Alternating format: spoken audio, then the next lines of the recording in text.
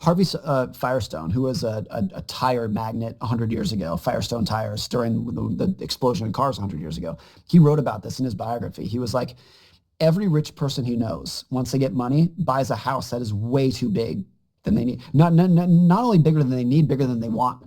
Because a giant house is just a huge pain in the ass. The roof is leaking and like everything's breaking down. It's a huge pain to manage.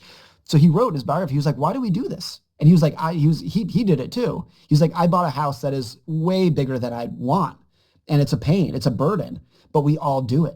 And he's like, why? And he's like, it has to be status. There's no utility to a 40-bedroom house, zero. There's a lot of downside in upkeep. But he was like, every one of us does it. And he said, even Henry Ford, who was like the cheapest SOB out there, lived in a giant mansion in Detroit. He's like, it's so natural.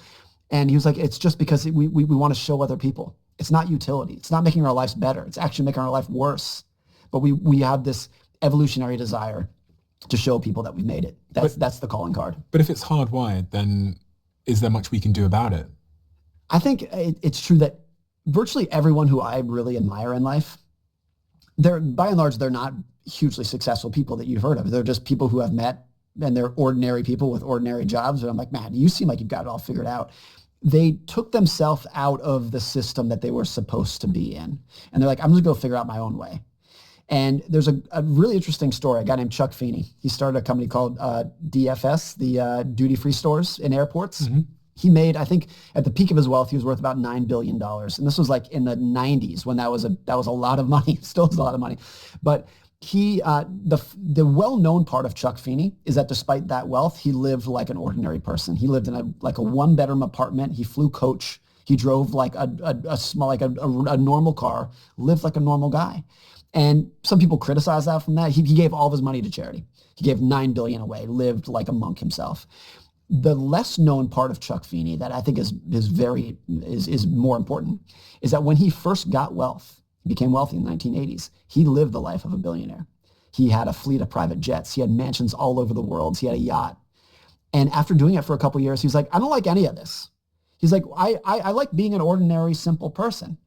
And so I'm going to go live an ordinary life. I don't care what the world tells me this is what I should want now that I have money. But he's like, but I don't. I want simplicity. And what I like about that is not that he chose to live like a monk, because I personally wouldn't want to do that. If I had that, I would have a jet if I had that kind of money. So it's not to say that he did it right, but what I like that he did is that he said, I don't care what the world tells me to like. I'm going to do it on my own terms.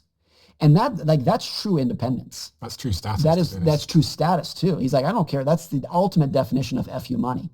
Of like so much money that like, I don't care. You tell me I'm supposed to live in a mansion in Beverly Hills, but I like my one-bedroom apartment in San Francisco. I like my buddies over here. Another person who's done that to a very real extent is Warren Buffett. Lives in the same house today that he bought when he was 27 or whatever it was. And he's got 100 billion or something. Right. And of course he could live anywhere. He could buy anything. But he likes being with his friends, doing it on, likes playing bridge with his buddies.